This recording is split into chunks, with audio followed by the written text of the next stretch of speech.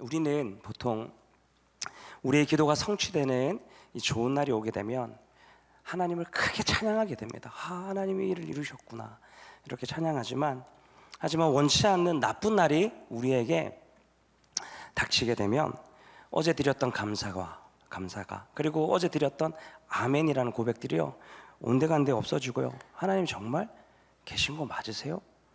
라는 고백으로 뒤집혀 버립니다. 그리고 우리가 일상적으로 살아가는 반복적인 평범한 날, 이런 날들에는요 우리가 하나님을 잊어버리기가 십상이죠. 월요일 아침에 알람을 듣고 깨어가지고 씻고 밥을 먹고 그리고 이동하고 카톡 확인하고 그리고 일하고 집에 와 쓰러지는 그런 루틴, 이런 시간들을 보내고 나면 그 사이 우리 마음 가운데 조용히 자라나는 건 뭐냐면 감사가 아니라 무감각입니다. 하나님에 대한 무감각. 혹시 우리가요 신앙생활 하면서 좋은 날에는 하나님이 내게 임재하시는 거야, 임재하고 계셔. 그리고 나쁜 날에는 하나님 날 떠나셨나? 하나님 나와 함께 하시지 않으신가? 그렇게 하나님의 부재를 생각하고, 그리고 분주하고 평범한 날에는 하나님 내게 무관심하신가? 그런 공식을 믿으면서 우리가 신앙생활을 하고 있는 건 아닌가? 또 우리에게 성과가 있으면 와 그래 하나님이 내게 임재하고 계시구나. 그리고 반면에 내게 성과가 없고 실패의 연속이라면 하나님이 날 떠나셨나 봐 라고 생각하는 그런 신. 또 내 감정이 흥분되고 막 감동이 되면 하나님 내게 임재하시고, 감정이 사그라들면 하나님이 내게서 멀리 떠난 것 같은 신. 그런 신을 우리가 알게 모르게 섬기고 있는 건 아닐까. 이런 것들은요 성경에서 말하는 하나님이 아닙니다. 오늘 우리는요 성경에서 말하는 하나님은 어떤 분이신지, 그리고 우리가 경험하는 날들을 그 하나님이 어떻게 주관하시는지, 그리고 우리에게 어떤 영광을 주시는지 함께 살펴보기를 원합니다. 오늘 본문 13절과 14절의 전반절만 다 보게 되면요 이렇게 이야기를 하는데요, 함께 읽겠습니다. 하나님께서 행하시는 일을 보라, 형통한 날에는 기뻐하라. 예를 들어서 우리가 병원 검사를 받으러 갔는데 이제 그 결과를 들으러 갔습니다. 음성이 나온 거예요. 그리고 우리가 원하는 곳에 합격하고 원하는 회사에 취업의 문이 열리는 날, 또 우리 가정의 웃음이 사라졌다가 우리 가정의 웃음이 회복되고 돌아온 날, 그리고 막혀있던 계약이 정말 생각지 못하게 성사된 날. 하나님은요 이렇게 우리에게 좋은 날들을 허락하시는 분이십니다. 그런데 하나님께서 우리에게 좋은 날을 주시는 것은 우리뿐만이 아니라 우리 믿음의 조상들도 다 경험했던 일입니다. 형제들에 의해서 상인의 손에 팔리고, 그리고 종으로 살다가 누명을 써서 옥살이까지 했던 요셉이요 한날에 끌어올려져서 애굽의 총리로 세워집니다. 그리고 골리앗을 이겼지만 그 질투심 때문에 사울에게 10여 년이나 도망을 쳐야 했던 다윗이요 이스라엘의 전체 왕으로 기름을 부음받아 세워집니다. 또 예수님이 승천하시자마자 제자들은 두려워가지고 문을 걸어 잠그고 있었습니다. 그런 제자들에게 성령의 충만함이 내려져서 그들이 어떻게 되죠? 담대한 복음 전도자가 된 것입니다. 이 모든 것은요 하나님의 일하심의 증거입니다. 하나님의 영광이요 드러난 거죠, 겉으로. 그런데 이 좋은 날에 이런 성과와 업적들은요 내 것이 아닙니다. 신명기 8장 17절에 보면 이런 말씀이 있는데요, 내 능력과 내 손의 힘으로 재물을 얻었다 라고 말하는, 내 힘과 내 능력으로 이 일을 성공했다, 내 힘과 내 능력으로 이 업적을 쌓았다 라고 말하는 어리석은 우를 범하는 것을 우리는 경계해야 됩니다. 왜냐하면 이게 내 치성이 들여져서 우리가 얻은 것도 아니고 내가 탁월해서 얻은 것도 아닌 것입니다. 1926년에 유한양행이라는 제약회사를 유일한 박사가 창업을 합니다. 근데 이 회사가 일제강점기와 6.25 사변들을 지나가면서도요 굉장히 굴지의 기업으로 이렇게 성장을 하게 되죠. 이 성공을 시키게 되는데 이 유일한 박사가요 이 성공을 보면서 정말 이건 내가 이런 거구나. 내가 남들보다 조금 더 특별하고 조금 더 지혜가 있고 내가 조금 더 낫기 때문에 나한테 이런 성공이 주어졌구나 라고 생각한 시간이 왜 없었겠습니까? 그리고 이 자기가 이런 이 성공처럼 보이는 이 성공에 대해서 주변의 사람들에게 내가 이런 걸 했어, 이렇게 자랑하고 뽐내는 이런 시간들이 왜 없었겠습니까?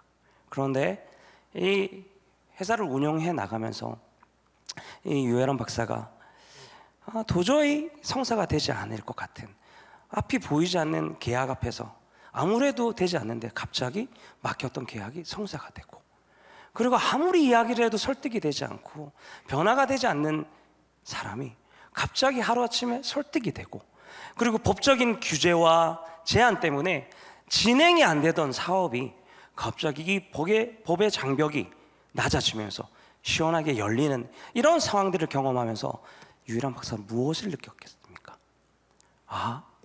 이게 내가 한 게 아니고 돕는 손길이 있겠구나. 이런 시간들을 보내면서 유에란 박사가 주님을 더욱 사랑하게 되고, 그러면서 이 회사를 내 것이라 생각하지 않고 이 회사를 다른 회사들과 좀 다르게 운영을 해야겠다 결정을 하게 됩니다. 그래서 이 유에란 박사가 한국 최초로 오너가 주인인 회사가 아니라 직원이 주인인 회사 지주제를 먼저 시작을 하게 됩니다. 그리고 이 회사를 이끌어가면서 보통은 이 자녀들에게 회사를 대물림하는데 이 회사를 자녀에게 주지 않고 전문 경영인을 1970년, 60년대 이미 도입을 해서 그 일을 CEO를 도입을 했던 것입니다. 뿐만 아니라 교육재단을 세우고 장학재단을 세우고 복지재단을 세워가지고 끊임없이 이 회사를 통해서 들어오는 수익들을 사회에다 계속해서 흘려보냈던 것이죠. 그리고 이 박사가 임종할 때는요, 자기가 가지고 있는 이 회사의 지분들을 딱 손녀 학자금 1만 불만 빼고 전부 다 기부를 하는데요, 그게 2014년 기준으로요 8천억이 넘는데요, 엄청난 금액을 다 환원시켜버린 겁니다. 만약에 이 성공이 내 힘과 능력으로 한 것이다 생각했다라면 이 일이 가능했을까요? 그는 임종 직전에 이런 고백을 하는데요, 자기 다음 CEO에게 이런 고백을 했습니다.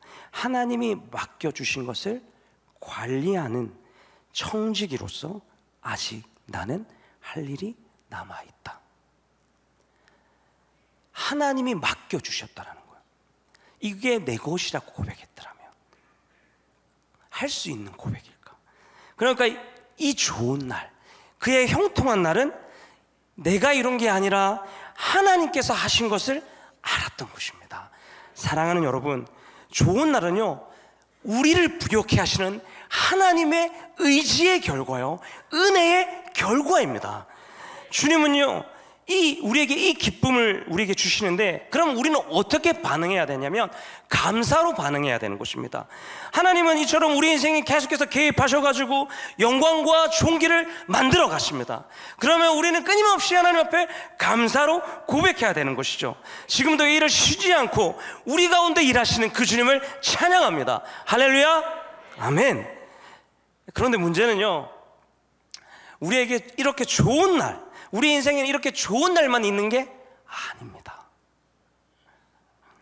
오랫동안 애쓴 일이 한순간에 폭삭 무너지는 일, 그래서 불안하고 가슴 답답한 일들이요 막 반복되어지고, 한숨 쉬다 잤는데 다음날 일어나자마자 한숨 쉬는 일들이 부지기수로 일어납니다.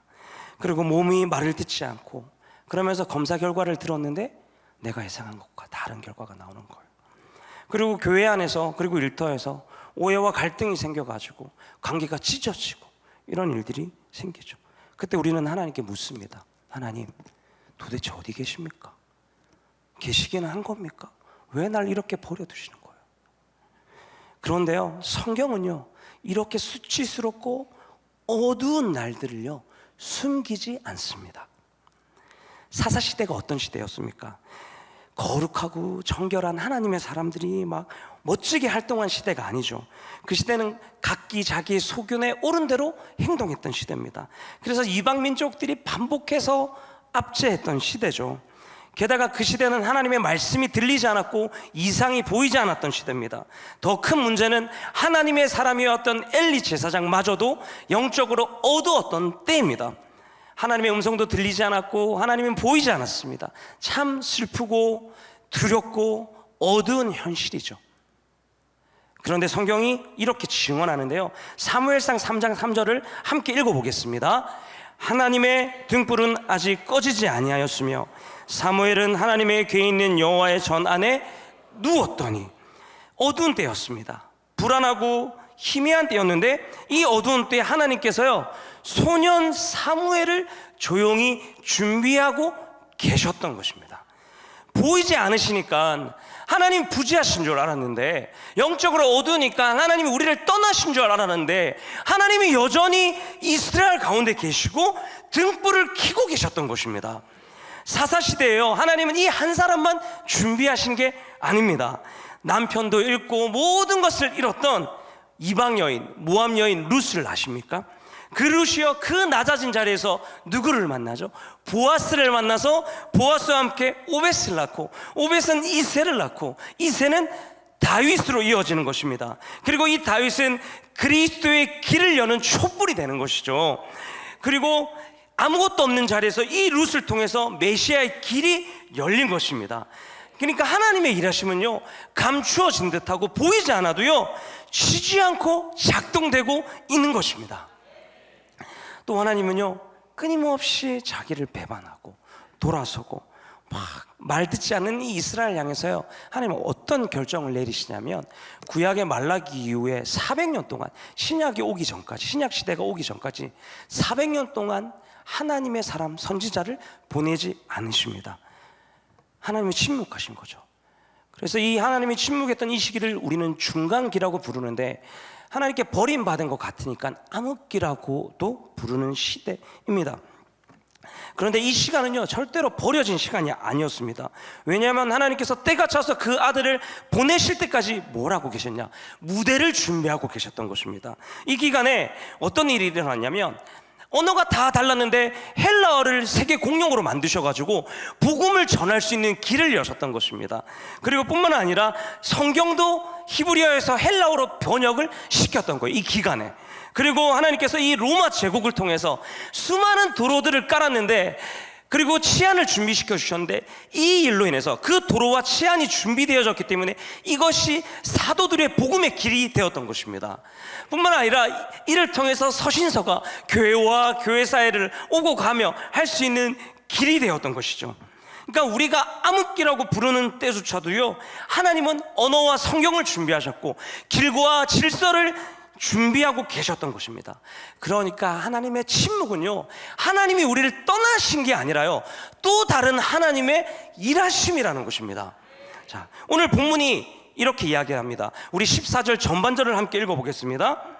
형통한 날에는 이 두 가지를 하나님이 병행하게 하사, 하나님께서요 형통한 날과 공고한 날을 병행하셨다고 합니다. 이 의미는 형통한 날만 하나님의 날이 아니라는 것이죠. 공고한 날도요 하나님의 손에 있다라는 이야기입니다. 해가 나와야지만 생명이 크는 게 아니죠.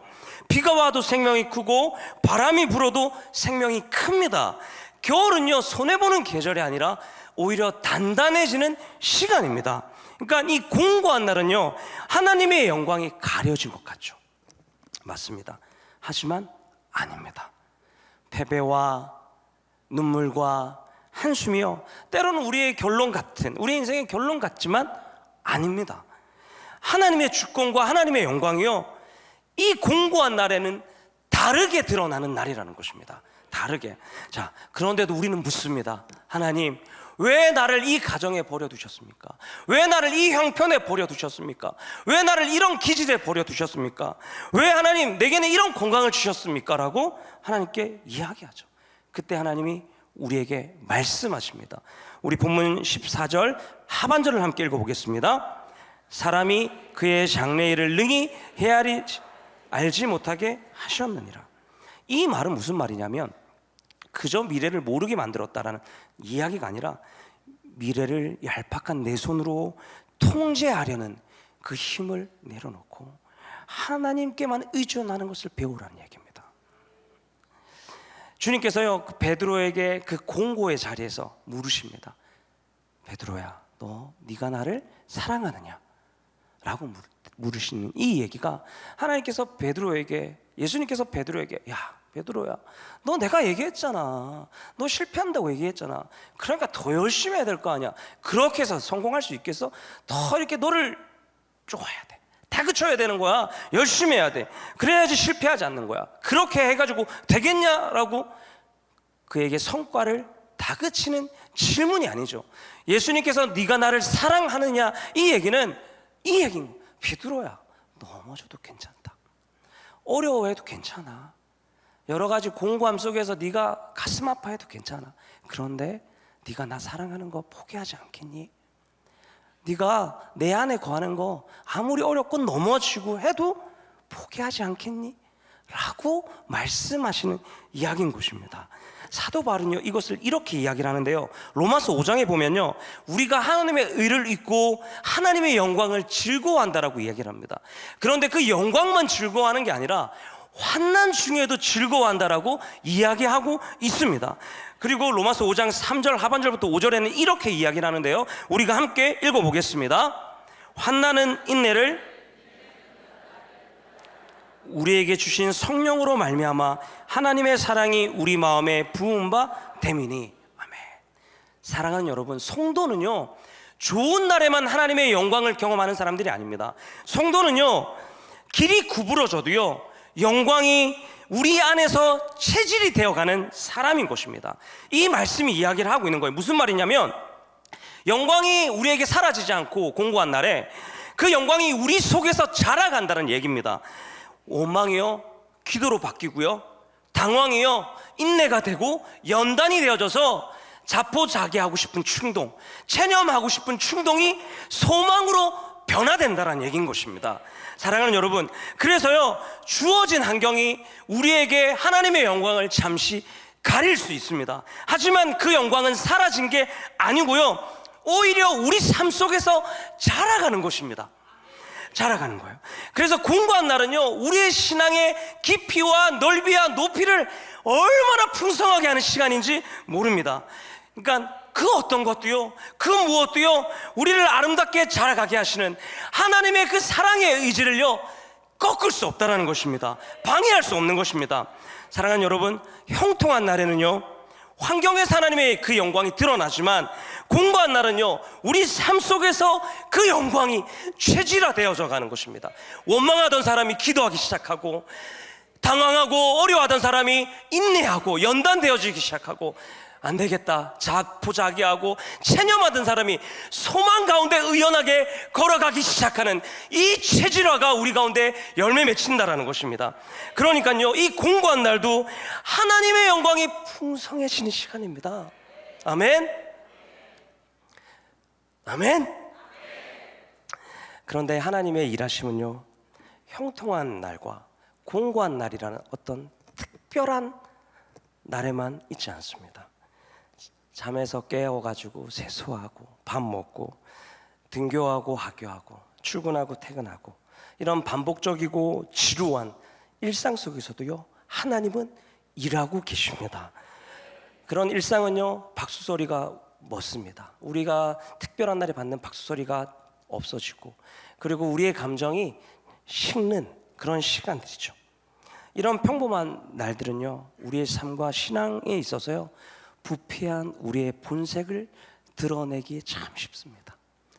그런 평범한 날에 우리의 게으름, 우리의 불성실함, 이런 것들이 막 드러나고, 하나님에 대한 무감각함들이 막 또 나타나고, 그리고 과장과 허세들이 나타나고, 나를 뽐내고 싶은 일들이 막 반복해서 드러나며, 남을 정죄하고 미워하고 싶은 그런 우리의 선하지 않은 죄된 본성이 우리에게 나타나기 십상이죠.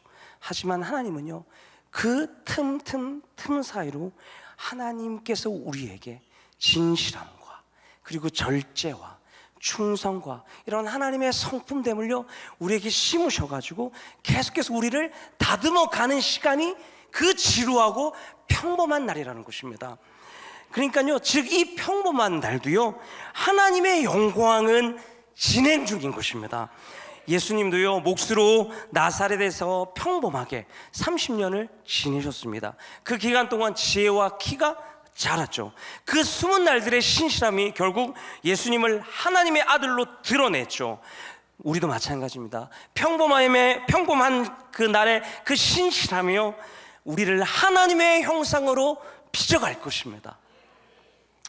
그래서 우리가 무슨 일을 하든 죽게 하듯 하고 무엇을 먹든 무엇을 마시든 하나님의 영광을 위해서 우리가 드리는 그 평범한 날은요, 성과가 없어도 괜찮습니다. 박수 소리가 없어도 괜찮습니다. 그 자체로 하나님을 향한 예배가 되는 것입니다. 그러니까 그 평범한 날 자체가 하나님을 향한 제단이 된다는 것이죠.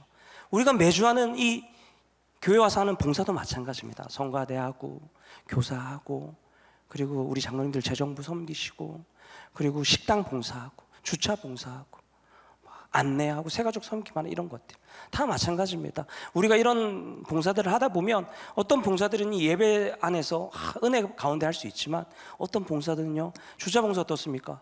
여름에는 덥고 겨울에는 추운데 막 고생하면서 하고 있습니다. 예배가 뭐고 없습니다. 근데 그 봉사하는 것도 쉽지 않은데 막 하다 보면요, 막 욕도 엄청 먹습니다. 사고가 나고 이러면 뭐 했냐 이런 얘기도 듣고요, 막 속이 아니죠. 그리고 교사들도 마찬가지입니다. 교사들 예배 가운데 있는 것 같죠? 그렇지 않아요. 그날 예배 교사하다 보면요, 하루 종일 애들 뒤치다거리 하다 끝나는 날이 있습니다. 내가 지금 예배를 드렸나? 애들을 뒤치다거리만 하고 막 끝나고 막 하루는요 지쳐가지고 예배 가운데 나와도 예배가 안 되는 날도 부지기수입니다. 그런데요, 하나님이 그것을 예배를 하십니다. 하나님의 임재 연습이라는 책의 저자인 로렌스 형제가 있습니다. 읽어보신 분들 계실 거예요. 그분이 55세라는 늦은 나이에 수도회를 들어갔었습니다. 그리고 남은 평생 임종하기까지 25년 동안 수도회의 부엌에서 일을 했었는데요, 접시를 닦고 냄비만 씻은 그 시간 진짜 보통 힘겨운 시간들이 아니었습니다. 너무너무 쉽지 않았어요. 그러던 어느 날 단조롭고 힘든 고된 일상을 보내고 있는데 하나님의 임재와 그 내적인 기쁨이 갑자기 경험되어지기 시작한 겁니다. 그러면서 그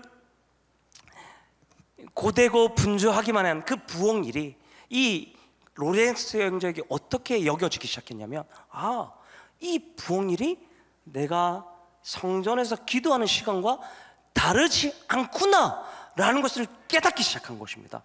그러면서 하나님의 임재가 누려지기 시작하고 부엌 일을 하면서도 그 내적인 기쁨이 충만해지기 시작했던 것입니다. 그러니까 하나님의 영광이 머물기 시작한 것이죠. 그날 로렌스 형제에게 그 부엌이 성전이 된 것입니다. 그날. 사랑하는 여러분, 우리가 특별한 일을 해서 거룩해지는 게 아닙니다. 이 위대한 강단만 하나님의 임재를 경험시키는 게 아니라고요. 살아계신 하나님의 말씀, 스가랴 4장 10절에는 이렇게 말씀합니다. 우리 함께 읽어보겠습니다. 작은 일의 나를 멸시하는 자가 누구냐? 사랑하는 여러분, 평범한 나를요 하찮게 여기지 마십시오.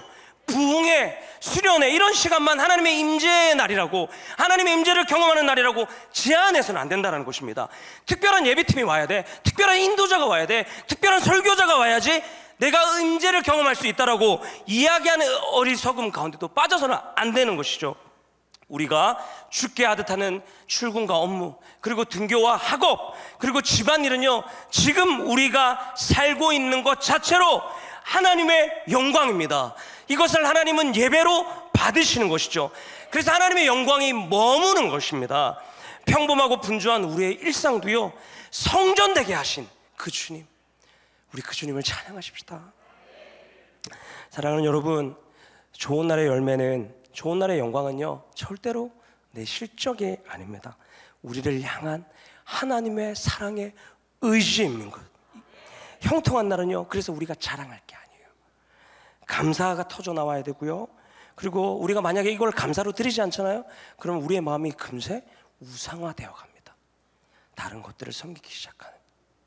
그리고 공고한 날은 절대 우리에게 벌이 아닙니다. 오늘 본문 13절 하반절을 함께 읽어보겠습니다. 하나님께서 굽게 하신 것을 누가 능히 곧게 하겠느냐. 이 말씀은 하나님이 굽어버리게 하셨으니까 다시 펼 수 없다 우리는. 그러니까 포기해라, 이 얘기가 아닙니다. 이 말은요, 하나님의 주권 아래로 들어오라는 얘기입니다. 하나님이 하시는 일 안에 들어와라. 하나님께서 우리를 부수기 위해서 굽히신 게 아니라요, 하나님이요, 하나님을 의존하는 것을 배우라고 굽히신 것입니다. 바울의 말대로 하면 환난을 통해서 우리가요 인내하게 되어지고 연단케 되어져 가지고 소망이 우리 안에 자라나는 하나님의 영광이 우리 가운데 드러난다는 것입니다. 자라는 영광. 또 평범한 날에 우리는요 무감각합니다. 하지만 우리는 무감각할지라도 하나님은 신실하게 그 날에도 일하고 계십니다. 우리의 반복적인 일상 속에서도요 하나님이 임재하시는 것이죠. 평범한 일상이 그래서 예배의 제단이 되게 하시고 예배가 되게 하시는 것입니다. 즉 좋은 날, 나쁜 날, 그리고 평범한 날, 이 모든 날이 하나님의 계절입니다. 아멘. 오늘 우리가 예배 전에 드렸던 찬양 가운데도 있잖아요. 나 기쁨에 춤추리 내 모든 삶 주 안에 있네. 내가 잘하고 내가 성과를 낸 날만 주의 손 안에 있는 게 아닙니다. 때로는 실패하고 마음이 무너지는 그 날도 주의 손 안에 있습니다.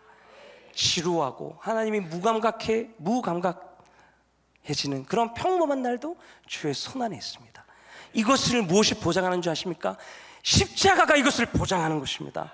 사람들이요 예수님을 불의하게 조롱하면서 십자가에 못 박은 가장 어두운 날 예수님께서 뭐라고 하셨죠? 다 이루었다, 다 이루었다라고 말씀하셨습니다. 우리의 죄값이 치러졌고 하나님께 나아가는 길이 열렸다라고 이야기를 하고 있습니다. 살아계신 하나님의 말씀이 히브리서 10장 19절에는 이렇게 이야기합니다. 그러므로 형제들아 예수의 피를 힘입어 우리가 성소에 들어갈 담력을 얻었다. 하나님을 향해서 나가는 길이 열렸다라는 것입니다. 그리고 그 예수님은 사탄과 죄와 죽음의 권세를 꺾으셨다라고 이야기합니다. 골로새서 2장 15절에 이렇게 말씀합니다. 함께 읽어보겠습니다. 통치자들과 십자가로 그들을 이기셨느니라. 아멘. 그 십자가에 죽으신 주님이요 사망 권세를 이기시고 부활하신 것입니다. 아멘. 그리고 지금 그 주님께서 부활하신 다음에 뭐하고 계실까요? 놀고 계실까요? 쉬고 계실까요? 네 알아서 해봐라고 얘기하고 계실까요? 살아계신 하나님의 말씀이 로마서 8장과 34절 그리고 히브리서 7장 25절을 우리 이어서 읽어보겠습니다. 누가 정죄하리요? 다시 살아나신 이는 그리스도 예수시니 그는 하나님 우편에 계신 자요 우리를 위하여 간구하시는 자신이라. 그러므로 자기를 힘입어 하나님께 나아가는 자들을 온전히 구원하실 수 있으니 이는 그가 항상 살아 계셔서 그들을 위하여 간구하심이라. 아멘. 지금도 살아 계셔서 그 보좌 우편에 뭘 하고 계세요? 우리를 위해서 중보하고 계신다라는 거예요. 이뿐이 아닙니다. 이뿐이 아니고요, 한번 생각해 보십시오. 만약에 하늘 법정이 있는데 그 하늘 법정에요 그 재판장이신 하나님 앞에 사탄이 계속해서 우리를 고발하고 참소합니다. 하나님, 저 성도 보십시오, 저 집사님 보십시오, 저 권사님, 저 장로님 보십시오. 저분이요 저 성도들한테 어떻게 했는지 몰라요. 이웃에게 얼마나 나쁘게 했는지 몰라요. 저 사람이요 은밀하게 어떤 죄를 지었는지 몰라요. 저 사람 안 됩니다. 계속해서 사단이 참수하고 고발한다 생각해 보십시오. 그때에 그 보좌 우편에 앉아 계신 예수님이 어떤 분이시냐면 우리 요한 1서 2장 1절 전반절을 함께 읽겠습니다. 만일 누가 죄를 범하여도 아버지 앞에서 우리에게 대언자가 있으니 곧 이루신 예수 그리스도시더라. 우리에게 누가 계십니까? 대언자가 계시니 곧 예수 그리스도라. 예수님이 우리를 위해서 대언하신다는 거예요. 변호하신다라는 것입니다. 사단이 참소하고 조롱할 때에 그 보좌 우편에 계신 예수님께서요 아버지께 대언하고 변호하시는 것입니다. 하나님 아버지, 이 영혼의 모든 죄값은 다 치러졌습니다. 끝났습니다. 더 이상 갚을 게 없습니다. 그리고 이야기하는 거예요. 빌립보서 1장 6절의 말씀처럼 너희 가운데 착한 일을 시작하시니까 그리스도 예수의 날까지 이루실 줄을 우리가 확신하노라. 이 말씀처럼 아버지, 제가 시작한 그 하나님의 선한 일, 그 착한 일, 그 이 영혼을 하나님의 사람으로 완성하는 그 일, 제가 완성하겠습니다. 걱정하지 마십시오. 이 영혼이 지금은 어리고 연약할지 모르겠지만, 지금은 또 넘어지고 또 주를 배반할지 모르겠지만, 다시금 일어나 하나님만을 사랑하게 되고 그 영광 가운데 살 것을 책임지겠습니다. 이 이야기를 하시는 것입니다. 사랑하는 여러분, 결론은 이것입니다. 우리의 어떤 하루도, 어떤 시간도요, 하나님의 손밖에 흘러가는 게 없다라는 것입니다. 좋은 날도, 굳은 날도, 그리고 평범한 날도 모두 예수님의 통치와 예수님의 중보와 변호 아래 있는 것입니다. 단 하루도 버려지는 날이 없습니다. 그러므로 어떤 날도, 어떤 상황도요, 우리를 향한 하나님의 사랑의 의지를 꺾을 수 없습니다. 우리를 영광 가운데 빚어가는 그 하나님의 의지를 막을 길이 없는 것입니다. 하나님이 우리를 위하시는데 누가 우리를 대적하겠습니까? 누가 우리를 고발하겠습니까? 누가 우리를 정죄하겠습니까? 누가 우리를 그리스도의 사랑에서 끊겠습니까? 우리 하나님은요, 우리의 컨디션 따라, 우리의 기분 따라, 우리의 상황 따라, 우리의 일의 결과에 따라, 우리의 건강에 따라서 자기의 마음을 바꾸시는 분이 아니십니다. 그러니 이제 우리가요, 원망은 기도로, 그리고 당한과 어려움은 인내와 연단으로, 그리고 자포자기 충동, 체념의 충동은 소망으로 하나님께 올려드리기를 원합니다. 이것이 바로 우리 안에서 자라는 영광입니다. 사랑하는 여러분, 하나님 우리의 모든 날을 하나님의 계절로 바꾸십니다. 그 하나님의 영광은 좋은 날에는 드러나고, 그리고 공고한 날에는 우리 안에서 자라게 됩니다. 그리고 평범하고 반복적인 날에는 우리 안에 머물게 되는 것입니다. 이 일을 이루어 가시는 그 하나님의 사랑의 의지는요, 방학이 없습니다. 그래서 우리에게 소망이 있는 것입니다. 아멘. 아멘. 이 시간 우리 함께 기도하기를 원합니다.